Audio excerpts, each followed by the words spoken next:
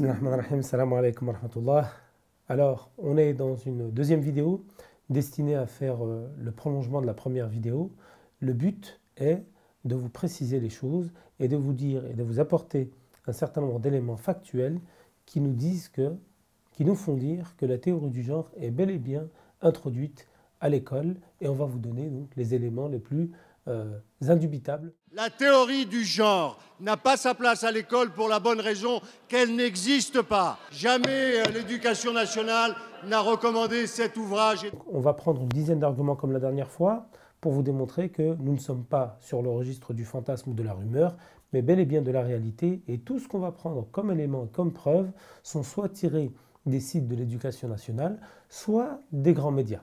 Donc on n'est pas du tout dans la désinformation. Alors, commençons.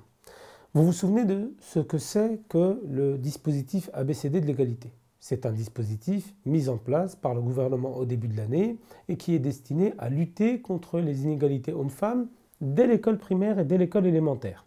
Donc on veut déconstruire les stéréotypes de genre dès l'école, et tout un dispositif est mis en place avec des outils pédagogiques qu'on conseille aux enseignants afin de rétablir l'égalité et de lutter contre les discriminations.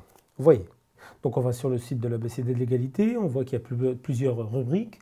Allons dans outils pédagogiques, ressources complémentaires, et vous avez donc un certain nombre de liens qui sont destinés donc à accompagner les professeurs dans leur démarche donc de lutter contre les stéréotypes de genre. Vous avez une rubrique qui s'appelle littérature jeunesse. Allons sur directement le lien pour bousculer les stéréotypes filles-garçons, 92 albums jeunesse. Donc voilà 92 albums qui sont destinés à accompagner les professeurs. Deux ouvrages ont attiré notre attention dans la rubrique Tous à poil. Rubrique Tous à poil. Le premier est Tous à poil, voilà comment il est présenté. À poil le bébé, à poil les voisins, le policier, la mamie, les footballeurs, la maîtresse, le docteur, le président-directeur général, les dames de la cantine, tous à poil. Voilà, un album où tout le monde se dénude. Mais regardez plutôt ce qu'en dit le journal de France 2. Rarement un livre pour enfants n'aura fait autant parler de lui. Tous à poil, un livre de 34 pages destiné aux 6-8 ans. Au fil de l'ouvrage, on y voit une maîtresse, un policier, une grand-mère, des personnages représentant l'autorité, se déshabiller. L'idée des auteurs, décomplexer le regard des enfants sur la nudité.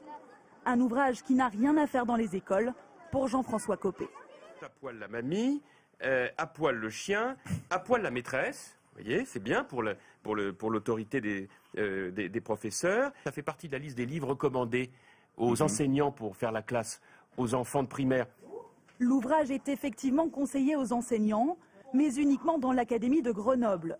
Le centre de documentation le classe dans la catégorie dite pour bousculer les stéréotypes.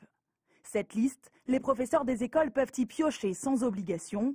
Le ministre de l'Éducation défend le contenu de l'ouvrage. C'est un travail qui se fait sur le corps, sur l'identité, sur le fait de ne pas avoir peur de son corps et de dire des choses et d'enseigner aux enfants des choses qui sont extrêmement simples. Cet enseignant, lui, a choisi d'étudier cet album avec sa classe de CE2 comme un support pour faire réfléchir les élèves à la notion de différence. Donc vous avez vu que ce livre, qui finit par une espèce de scène assez loufoque, c'est-à-dire que tout le monde se dénude sur la plage, petit comme grand, alors on ne comprend pas pourquoi et comment ou quelle utilité aura en termes pédagogiques ce genre d'ouvrage, tous à poil, avec ce genre de scène.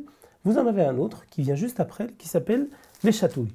Alors, ce livre, Les Chatouilles, je me le suis procuré, donc c'est l'histoire, une petite fille n'a pas sommeil, elle entre sans bruit dans la chambre d'un bel endormi de son âge, commence alors une mémorable partie de chatouille, même le chat et l'ours en peluche sont de la fête. Alors je vais vous montrer les images qu'on montre donc aux enfants, en tout cas ces outils pédagogiques, ces livrets que le gouvernement, via le dispositif de l'égalité et son site internet, recommande aux professeurs, donc c'est vraiment des ouvrages recommandés.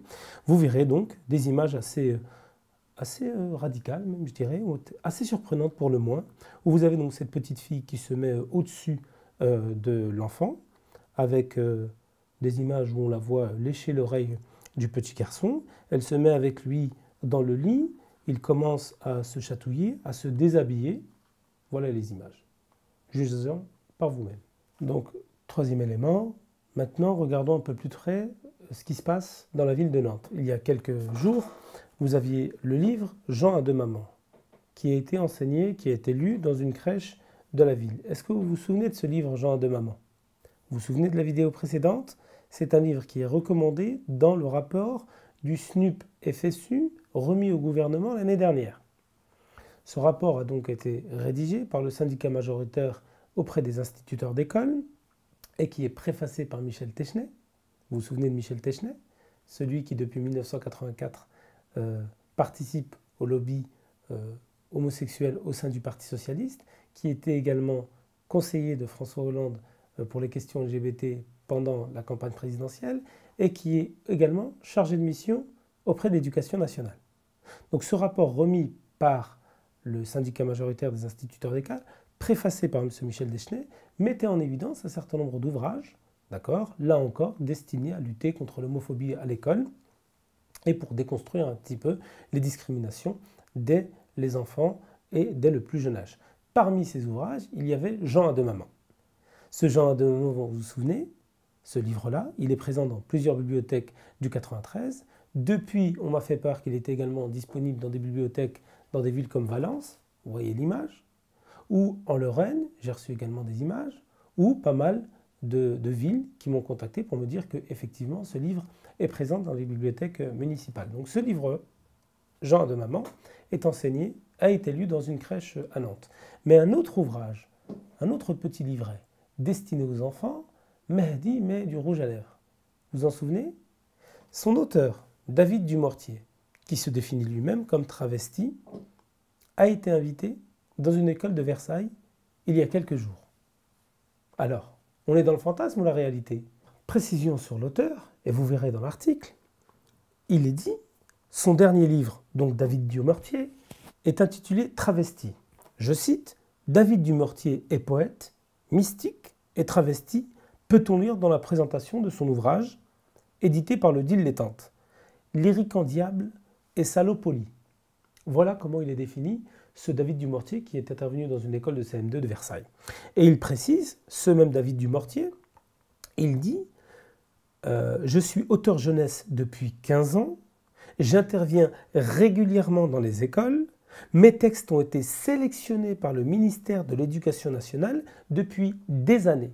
N'y a-t-il pas ici matière à s'indigner par rapport à ce qui se passe aujourd'hui dans les écoles? Parce que je rappelle également une chose, ce dispositif ABCD de l'égalité est en phase expérimentale. Il a été expérimenté dans 600 classes réparties dans 10 académies sur le territoire national. À partir de septembre 2014, il y a donc de fortes chances à ce que ce dispositif soit élargi à l'ensemble des écoles et des classes de France. Va-t-on attendre qu'il se répande et qu'il se propage dans toutes les écoles de France avant de réagir, ou n'y a-t-il pas aujourd'hui des éléments factuels qui nous disent que l'heure est grave et qu'il faut se mobiliser aujourd'hui? Il faut se mobiliser aujourd'hui et on va poursuivre et vous donner d'autres éléments pour vous convaincre. Cinquième élément, on est dans une disposition où, là on quitte un peu tout ce qui concerne l'ABCD de l'égalité pour pouvoir parler un petit peu du moment que nous vivons, c'est-à-dire un moment électoral. Parce que tout à l'heure vous avez vu concernant Tous à poil et le reportage de France 2 que Jean-François Copé a commencé à récupérer un petit peu l'affaire, à s'indigner pour pouvoir taper sur le gouvernement socialiste. Vous me direz, c'est de bonne guerre, on est en pleine campagne électorale. Mais j'ose dire, et j'ai la faiblesse de penser que depuis la mobilisation des journées de retrait de l'école du mois de janvier, et en cela il faut remercier Farid Abelgoul et son mouvement, le gouvernement a commencé à comprendre que ce qu'on considère comme étant le vote musulman, entre guillemets, est en train de lui échapper. Et ce qu'il a essayé de faire, c'est mon analyse, c'est qu'il a essayé de amadouer un peu cet électorat qui commençait à lui glisser et qui commençait donc à lui échapper par quelques politiques d'affichage. J'en veux pour preuve ce qu'a dit Vincent Payon par rapport au CAPES d'arabe. Écoutez-le. J'ai annoncé aujourd'hui que, par exemple, pour l'enseignement de l'arabe, qui était abandonné comme l'enseignement de l'allemand depuis des années, nous allons aussi mettre les moyens nécessaires à cette offre. Cette offre, elle est culturelle, mais elle est aussi, et chacun doit le comprendre, l'avenir de l'Europe et l'avenir de la France. Mais monsieur Payon, Ça fait maintenant depuis 2011 que le CAPES d'arabe il a été supprimé. Pourquoi avoir attendu quelques jours avant l'élection municipale pour pouvoir redécouvrir comme ça les aspects positifs de l'enseignement de la langue arabe? On se fiche de qui? Mais mieux que ça, le président Hollande est parti inaugurer il y a quelques jours également une stèle ou un monument à la mémoire des 100 000 soldats musulmans pour pouvoir célébrer l'apport de l'islam et des musulmans à la libération de la France. Des hommes sont venus du monde entier pour nous sauver. Et une grande part de ceux qui sont venus d'Afrique étaient des musulmans. C'est cette vérité simple que je suis venu rappeler aujourd'hui, pour que personne n'oublie. Ce mémorial a été pré-inauguré en mars 2012 par Nicolas Sarkozy. N'est-ce pas là également un élément qu'on jette comme ça aux musulmans pour pouvoir les amadouer et regagner leur cœur, parce qu'on a pensé naturellement qu'on les avait perdus après tout ce qui s'est passé ces derniers mois. Ce qu'il faut dire, c'est qu'on a passé l'âge de croire à ce saupoudrage, d'accord? Parce que derrière ces petites sorties médiatiques, on est assez grand pour remarquer et pour continuer à remarquer la forêt des actes et des discours islamophobes de ce gouvernement. Alors, Monsieur Hollande, si vraiment vous voulez rassurer l'électorat musulman, vous auriez mieux fait de faire taire, pour ne pas dire de virer ce ministre de l'Intérieur qui, depuis maintenant 2 ans, a multiplié les déclarations islamophobes à l'endroit des musulmans. La politique d'affichage et la politique du symbole, ça suffit. Mais il faut aller jusqu'au bout. Parce que la droite, et M. Copé en particulier, a compris qu'aujourd'hui, un électorat musulman s'était mobilisé et qu'il a envie, lui aussi, de le séduire. Regardez cet article du Monde, où clairement, M. Copé mène une espèce d'offensive de charme vers un électorat dont il pense que sur les valeurs familiales et les valeurs sociétales, ils se rejoignent. Sauf qu'il faut le dire à M. Copé qu'on n'est pas dupe et que le monsieur pain au chocolat ne peut pas comme ça prendre les musulmans pour plus bêtes qu'ils ne sont, parce que c'est lui qui a été en grande partie à droite le fer de lance de la politique islamophobe de son parti, et que, allons plus loin, tout ce dont aujourd'hui on s'insurge, à savoir cette introduction progressive de la théorie du genre. Qui a commencé à la mettre en place, si ce n'est l'UMP quand elle était au pouvoir? Regardez plutôt. C'est qu'apparemment, l'UMP, qui dénonce aujourd'hui l'apprentissage de la théorie du genre dès la maternelle, sur son site internet en 2011, et vous allez le voir apparaître, parlait déjà de cela. C'est le Lab européen qui en a fait la révélation, évoquer et encourager la théorie du genre. Je vous cite quelques phrases qui sont sur ce site. Il faut aider les filles et les garçons à percevoir positivement leur genre et celui du sexe opposé. C'est l'UMP qui parle de genre.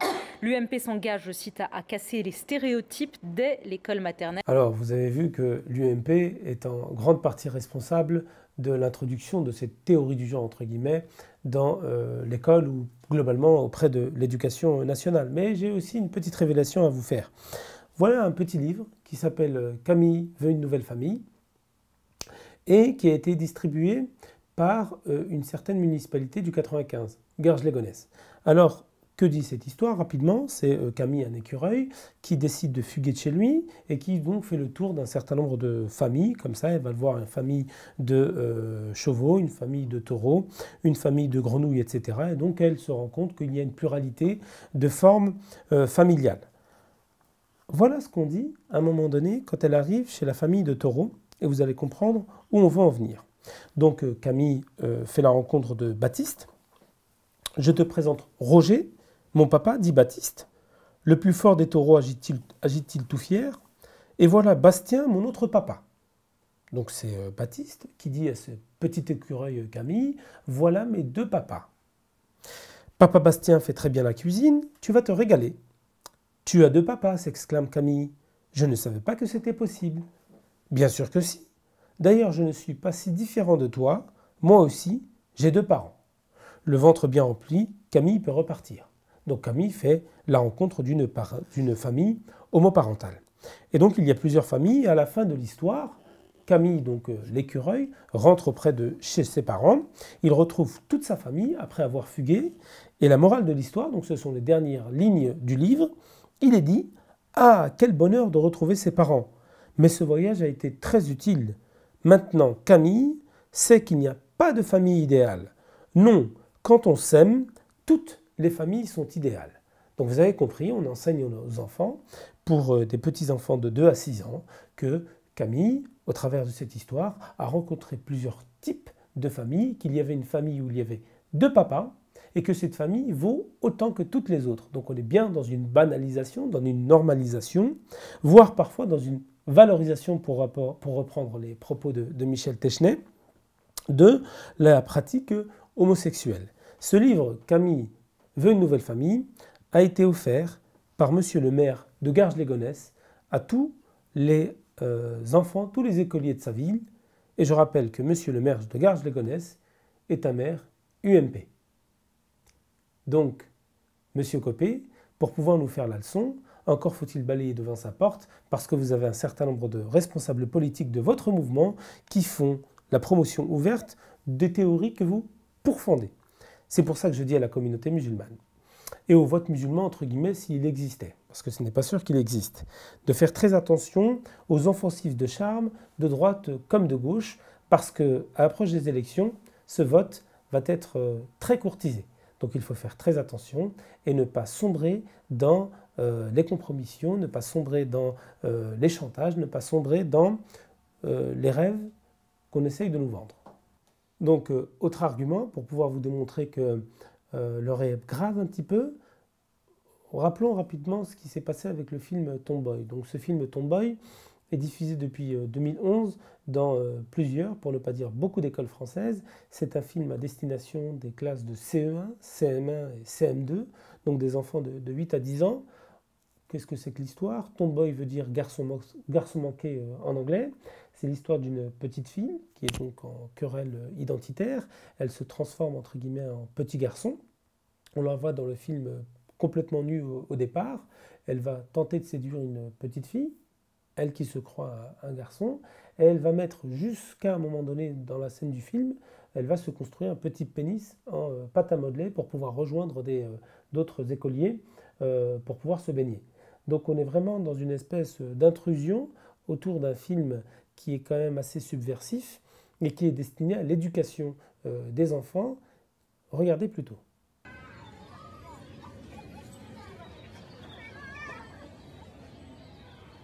T'es nouveau? Ouais, on est arrivé hier. Tu veux pas me dire comment tu t'appelles? Michael. Je m'appelle Michael. Eh? C'est Michael, le nouveau du bâtiment C. Là, sors du bain.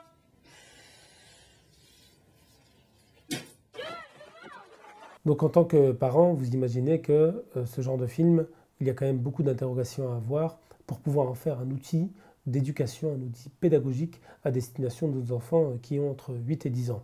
Mais vous me direz, c'est pas le premier, puisqu'il y avait également Le baiser de la lune avant lui. Donc juste pour finir par rapport à Tomboy, il a reçu plusieurs prix, dont celui du jury de Teddy Awards à la Berlinale, qui récompense donc les productions cinématographiques traitant de sujets LGBT. Il a également reçu le prix du public du festival Panorama du cinéma européen, donc un succès qui se confirme d'année en année. Depuis 2012, depuis la rentrée 2012, Tomboy fait partie du programme École et Cinéma, et donc je vais vous lire une partie de l'article, un dispositif qui initie les élèves à la culture cinématographique, soutenu par le ministère de l'Éducation nationale, le ministère de la Culture et le CNC, c'est-à-dire le Centre national du cinéma et de l'image animée. Et ce film, donc depuis l'automne dernier, a donc été visualisé par 46 000 élèves de classe de CE1, CM1 et CM2. Alors là, on pourrait se poser la question de savoir pourquoi tout ça en fait. Pourquoi on a aujourd'hui au sein du gouvernement une tendance à favoriser sous couvert d'égalité la promotion, le prosélytisme de théories qui prennent en otage à la fois les enfants, mais également l'école publique. Parce que je rappelle, le but de l'école, c'est quand même d'instruire et non pas d'éduquer, ou en tout cas de ne pas éduquer de cette manière-là. Parce que maintenant, depuis les ABCD d'égalité, on voit bien que sous couvert d'égalité, on est dans une volonté de déconstruire les stéréotypes de genre et donc de masquer un petit peu les différences entre filles et garçons. Alors la question, elle est à la fois historique et politique, parce que très rapidement, la réflexion, elle vient d'Edgar Quinet, c'est la suivante. C'est la Révolution française a échoué parce qu'on ne peut pas faire une révolution uniquement dans la matière, il faut la faire dans les esprits. Or, on a fait la révolution essentiellement politique, mais pas la révolution morale et spirituelle. Et donc, on a laissé le moral et spirituel à l'Église catholique. Donc, il faut remplacer ça, et je pense qu'il y a une bataille idéologique à mener. Donc, d'où ça vient tout ça? Il faut revenir tout simplement aux propos de celui qui est à la charge aujourd'hui du ministre, qui est à la charge donc, du ministère de l'Éducation nationale, qui est donc M. Peillon. Il faut revenir à ce qu'il dit. Donc, je me suis permis de lire une partie de son ouvrage qui date de 2008, à savoir « La Révolution française n'est pas terminée ». Et on voit donc que M. Peillon a la volonté, et il l'exprimait depuis 2008, de faire de l'école en fait le laboratoire de l'homme nouveau, entre guillemets, de ce qu'il souhaite mettre en place pour la France et les Français. Écoutez bien, c'est bien une nouvelle naissance, une transsubstantiation qui opère dans l'école et par l'école, cette nouvelle Église, avec son nouveau clergé, sa nouvelle liturgie, ses nouvelles tables de la loi. Donc on est bien dans une volonté de régénérer un petit peu l'être humain et de faire de l'école, donc cette nouvelle Église, avec un nouveau clergé, une nouvelle liturgie, de nouvelles tables de la loi. Alors en cela, M. Peillon est aidé. Et il est aidé par un certain nombre de lobbies, qui d'ailleurs ne le cachent pas. Regardez. Pour en parler avec nous ce matin, quelqu'un qui est particulièrement habilité pour réfléchir sur ce sujet, M. Daniel Keller, qui est le grand maître du Grand Orient de France. Sur le front de la laïcité, justement, vous estimez que Hollande est un meilleur interlocuteur que Nicolas Sarkozy ? Je ne porte pas de jugement de valeur. Encore une fois, j'ai eu l'occasion d'expliquer et d'exprimer auprès du président de la République quelles sont les attentes du Grand Orient de France et des francs-maçons. Nous aurons l'occasion, par d'autres moyens, de continuer notre travail de lobbying, puisque c'est de cela qu'il faut parler de façon positive.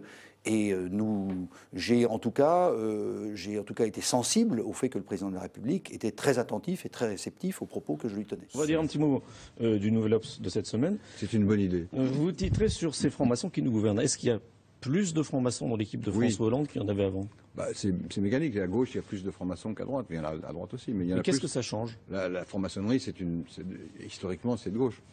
Qu'est-ce que ça change? Vous avez des questions qui sont particulièrement sensibles aux yeux de la franc-maçonnerie. Par exemple, le mariage gay. En matière de mœurs, la franc-maçonnerie est toujours, entre guillemets, plus avancée, plus progressiste que la moyenne de la population. Alors, loin de moi l'idée de parler de théorie du complot, de je ne sais trop quoi, mais depuis tout à l'heure, je vous montre un certain nombre de faits qui sont le fruit d'une réflexion autour des sites internet du ministère de l'Éducation ou bien des médias qui sont les plus reconnus en France ou de propos tout simplement des acteurs les plus impliqués dans l'éducation et donc dans la sphère éducative, qu'il s'agisse du ministre Peillon, de ses collaborateurs ou d'un certain nombre d'autres acteurs. On n'est donc pas du tout dans le fantasme, on n'est pas dans le déni de la réalité, on n'est pas dans la rumeur, mais bel et bien dans le fait qu'on souhaite, par le biais de l'ABCD de l'égalité, à aller jusqu'à une indifférenciation sexuelle. On veut gommer tout ce qui est la différence sexuelle historiquement toujours prouvée entre filles et garçons, et on est donc en train de déstructurer un petit peu les nouvelles générations. Il est hors de question qu'on puisse accepter cette nouvelle tendance, et il faut faire attention, parce que cette tendance est non seulement, et cette dérive à l'œuvre à l'école, et on vient de le voir, avec les différents éléments qu'on a évoqués depuis tout à l'heure, mais également à la télévision. Les pompiers, c'est plutôt un travail de filles ou un travail de garçons? Les deux. Qui c'est les plus forts dans les pompiers, les filles ou les garçons? Je dirais un peu les garçons. Les filles. Les filles, c'est plus intelligent que les garçons? Oui. Toi, tu es une fille ou un garçon? Un garçon. T'es très intelligent, t'es pas vraiment un garçon. Je suis une fille ou quoi? Oui, si t'es très intelligent. Et donc vous avez vu que, s'agissant du petit Youssef, on voit bien qu'un enfant avec un esprit qui est en construction, avec un esprit également qui est malléable face à une personne qui représente l'autorité, est complètement bouleversé, complètement bousculé par les propos de celui qui représente l'autorité et qui lui dit « Mais tu es un garçon ou une fille? Tu es une fille. » Et vous avez vu un peu sa réaction. Donc on est à peu près dans la même démarche, dans cette volonté de déconstruire les genres. Et on est vraiment de ce que disait Vincent Payon dans son ouvrage, à savoir, et là je le reprends textuellement, c'est au socialisme qu'il va revenir d'incarner la révolution religieuse dont l'humanité a besoin, en étant à la fois une révolution morale et une révolution matérielle, et en mettant la seconde au service de la première. On est donc dans un projet révolutionnaire, un projet sociétal, un projet qui, sous couvert d'égalité et de lutte contre les discriminations liées à l'homosexualité, n'est en fait qu'un prosélytisme au service du lobby LGBT. Donc le mot de la fin, il est celui-ci. D'une part, il faut rejoindre le JRE et participer à la journée de retrait de l'école du mois de mars pour encore une fois imposer un rapport de force de sorte à ce qu'on puisse retirer ce dispositif des ABCD de l'égalité et surtout éviter à ce qu'il ne se généralise à partir de la rentrée prochaine. Il y a un deuxième élément, et là je m'adresse en particulier à la communauté musulmane de France, de lui dire qu'aujourd'hui est arrivé le moment pour pouvoir se mobiliser fortement, pour pouvoir se mobiliser pour un intérêt supérieur qui est celui de l'enfant et de la préservation de l'école publique, de sorte à ce que ne soit plus l'otage de théories alambiquées ou de groupes de pression, et de lobbies en particulier, et donc d'œuvrer notamment avec les autres croyants, avec les autres personnes, quelle que soit leur confession, afin de défendre tout simplement l'école publique. Nous avons là l'occasion d'initier un mouvement de convergence et de prouver que notre contribution, c'est aussi de dire stop et de dire non. Parce que le progrès, à un moment donné, il n'est pas toujours positif. Il n'est pas toujours dans l'intérêt de l'humain. Et là, il est arrivé le moment pour dire non et pour dire stop. Et vous avez un certain nombre de personnalités de la communauté musulmane. Je pense à Cheikh Zakaria Siddiqui, je pense au Cheikh Ahmed Miktar, je pense au docteur Tahar Mahdi, qui sont des références au sein de la communauté musulmane, qui se sont engagés fortement et qui ont pris des positions claires pour lutter contre ces dérives de l'école publique avec d'autres croyants. Et voilà aujourd'hui l'occasion, de manière circonstanciée, sans naïveté, de joindre les efforts des uns et des autres, et notamment de personnes avec lesquelles on n'avait pas l'habitude de travailler, pour pouvoir défendre encore une fois une même conception de la famille, une même conception de l'enfant, et de défendre encore une fois les enfants, parce que qu'il s'agisse de l'enfant de X ou Y, il est de notre devoir d'éviter à ce qu'il ne soit l'otage de théories qui n'ont rien à faire au sein des établissements scolaires. Nous sommes pour l'école, nous sommes pour l'enfant, et pour pouvoir défendre l'école et l'enfant, nous nous allierons avec ceux qui souhaitent aller dans le même sens, sans naïveté, mais avec probité et intelligence.